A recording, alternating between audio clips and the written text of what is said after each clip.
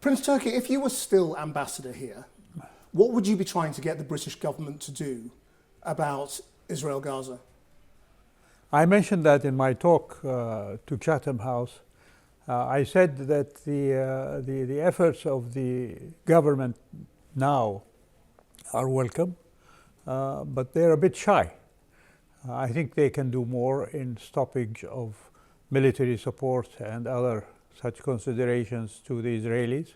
But they can also come forward and recognize the Palestinian state.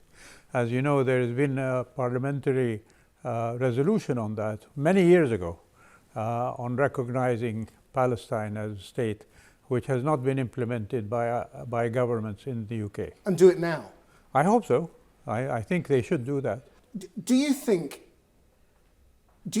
peace is possible while Netanyahu is in Israel and Hamas is in Gaza? Do they both need to be got rid of? Not under the present circumstances. If there were more pressure put on them, they might come forward. As you know, Mr. Netanyahu has had a record of coming forward and not coming forward. The Wye River Agreement in America on Hebron, if you remember, he came through on that and accepted American pressure at that time. I think if there is more pressure on him, like recognizing a Palestinian state and stopping weapons going to him, etc., he might come around. But when his supporters, like the United States and European countries, don't do that, why should he do that? Saudi Arabia is no friend of Hamas, and you've condemned Hamas. But how do you deal with Hamas? How do you get Hamas out of the picture? Two propositions. I think if there is going to be a ceasefire agreement based on United Nations Security Council resolution, and it has to be a United Nations Security Council resolution in succession to the previous Security Council resolutions, because it's important to keep them in mind. There should be a stipulation in that Security Council resolution that those who do not accept a two-state solution for Palestine and Israel are not allowed to be participants in any peace in the future. And that definitely will exclude Netanyahu, because he's already declared his opposition to a Palestinian state, and any Hamas leader who does not recognize the two-state solution, as the present leadership at Hamas does not. So that's one way of doing it. The other way, of course, is that I hope the people in Gaza, if they see that there is hope for an end to the killing, that they will turn on Hamas and ask them for a reckoning about the thousands of people who've been killed and the destruction of their homes and their hospitals, their schools, etc., and throw them out. Because that's basically what Hamas brought to the people of Gaza. A lot of people wonder why Saudi Arabia is not taking a more muscular position over this. You know, in 1973, there was an oil embargo against Western states who supported Israel. Why does Saudi Arabia not do more like that? Well, you know, imposing an oil embargo on whoever these days is not going to work. There is a glut of oil in the world, and the producers of oil since 1973 have expanded considerably. The United States now hardly imports any oil because it has its own resources. Europe, of course, although dependent on imports and so on, yet the producers of oil go beyond Saudi Arabia and the Arab world and so on. So that as a tool is not going to work nowadays. But when you mean robust, what do you mean by robust? Do you mean that Saudi Arabia should declare war on Israel, or should declare war on the United States and the UK for supporting Israel? That not only would be foolish, but it will expand the conflict rather than limiting it. We want to see an end to the fighting. And that's where we put all our political and economic resources to convince countries to support an end to the fighting. And you know, the delegation from the Arab and Muslim countries that goes around the world to convince the governments to support such a proposition is led by Saudi Arabia. So how much more robust do you want us to be? And in terms of providing support to the Palestinian people, we have never hesitated in doing that. There is a public fund that has been instituted by the government for Saudis to contribute to the people of Gaza.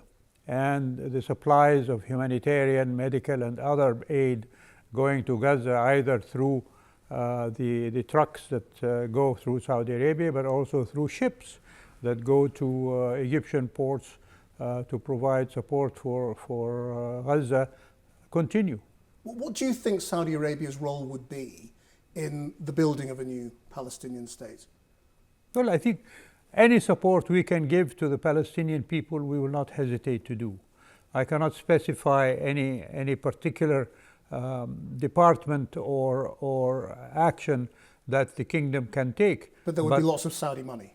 Oh, not just money, but technical know-how, political support, whatever you want, yani. But, you know, reconstructing Gaza should be a world responsibility. And there should be a United Nations fund to do that. And I think we should also impose on the Israelis to pay for some of the reconstruction in Gaza because of they are the ones who destroyed that infrastructure. Do you still think normalization of relations between Saudi Arabia and Israel is realistic? Well, under the present circumstances, with Mr. Netanyahu and his government saying that they are not going to recognize a Palestinian state, the kingdom is not going to recognize Israel. The establishment of a Palestinian state is a prerequisite for any normalization, not just between Saudi Arabia and Israel, but other countries as well that still don't recognize Israel.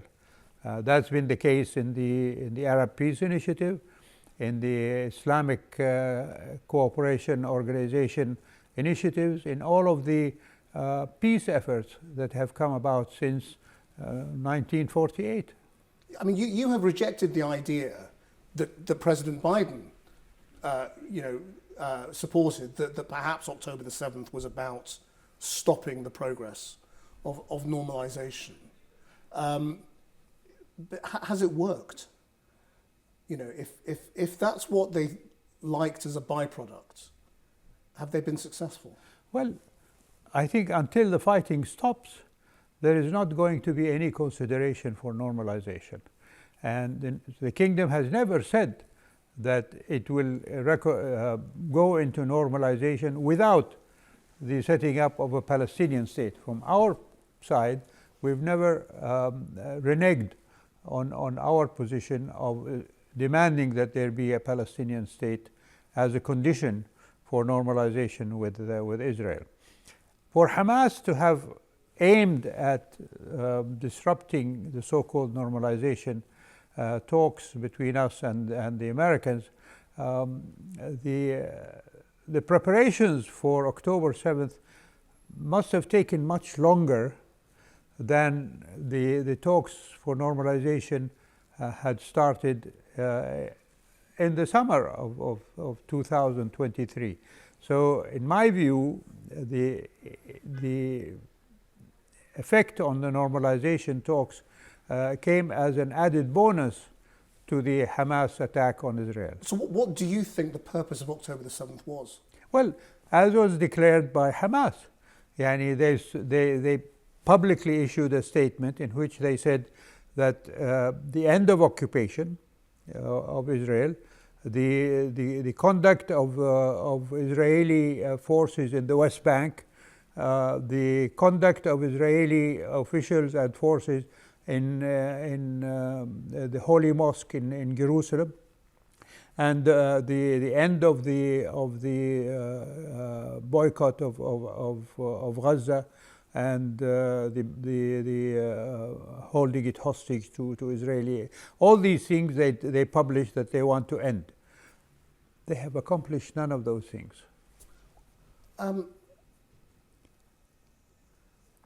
What do you think? How do you say you want a UN resolution? How do you get there? How important is the American election? Well, of course, and the it's outcome very of the important. election? It's very important, and it has to come from an American-led effort. And that's why the kingdom has been maintaining contacts with America, not only during Mr. Biden's time, but even before. And if you look at all of the efforts since 1948, the kingdom has always worked with both, with all administrations, whether Democratic or Republican, to reach a settlement for Palestine. But you think President Biden is the most pro-Israeli president there has been in a long time. Well, so would you rather see President Trump back? well, for me, whoever is elected by the American people, we will have to deal with. We've dealt with both. President Trump is not new territory for us. We know where he comes from, we know what his aims are and so on, and we worked with him on various issues. We worked with President Biden, and it is now President Biden who at one time wanted to consider us a pariah state, and yet he was working at the end of the time to work with us on bringing about normalization. So that's how we operate. Vice President Harris, though, has been very critical of Saudi Arabia, hasn't she? All of them have she been. wanted to hold the kingdom to account for the killing of Jamal Khashoggi, and she's been very, that there should be no weapon sales. Would she become an obstacle, do you think? Well, if she wins? So was President Biden, even in stronger terms than perhaps Vice President Harris. But what she has said since she has become the nominee to succeed Mr. Biden is that she will pursue Biden's policy. You've seen her statements on Palestine, for example. They're very much Biden-esque, if I can describe them that way, and even more so, showing her sympathy to the Palestinian people and so on. So we'll have to wait and see. And the kingdom doesn't put walls or conditions before an administration comes into place. We're always open to discussion, and seeing what comes from President Harris, if she is elected, is how we will base our going forward with the United States. On that question, both in the United States and in Britain, do you think time is the healer, if you like, in this relationship? Because politicians in both countries still talk about what happened to Khashoggi and the killing. Do you think that will ever, does it just go away, with time, or do people leave it alone? Those issues, they work both ways. And we have issues with American conduct, for example, in Iraq. We have issues with American conduct in support of Israel. UK support for Israel. And yet, on both sides, we've seen Americans and the British come along, and the relationship today, I would say, with both countries is much stronger than it was a few years ago. And our considerations of our issues with America and Britain are equally going forward into stronger relationship. That's what we look for. It's at least partly economic, isn't it? So I just wanted to end with just a sense of your economic vision of Saudi Arabia. I mean,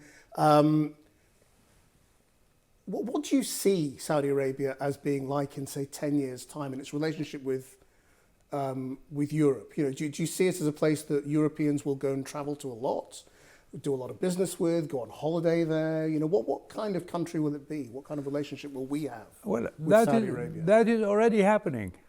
I think last year we received something like over 20 million visitors from all over the world. And the kingdom's intention is for those numbers to multiply by the end of the Vision 2030 program. And that's just 5 years from now.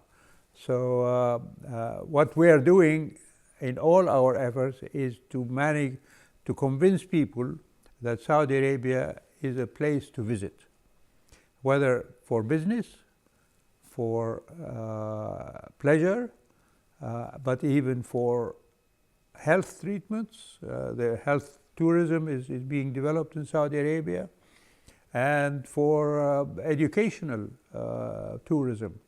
The universities in Saudi Arabia are being upgraded to receive students from abroad.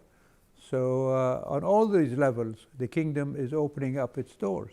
And it's not just me, but I think the rest of the world is getting convinced that Saudi Arabia is a place to go. How important is sport in doing that? Yeah, because that's clearly where you're very engaged. You know, some people say absolutely. It's sports washing. Well, what is it? You know, which country doesn't do sports washing? And when the Olympics were held in your country, where was it, 2012? You pretty much washed the United Kingdom's image, and very, very lavishly. They're going to America, I think, in the next few years. They've just been in France. So sports washing is not unique to Saudi Arabia. Every country aspires to have a good image wherever it has contact with others. So whether it is through sports, through commerce, through entertainment, all of these things are open to us now.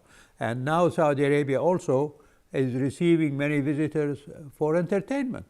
Yani the concerts and the theater and the cinema is thriving now in Saudi Arabia because people are coming and attending those things in the kingdom. So if you want to call it washing or not, that's, you know, everybody does it.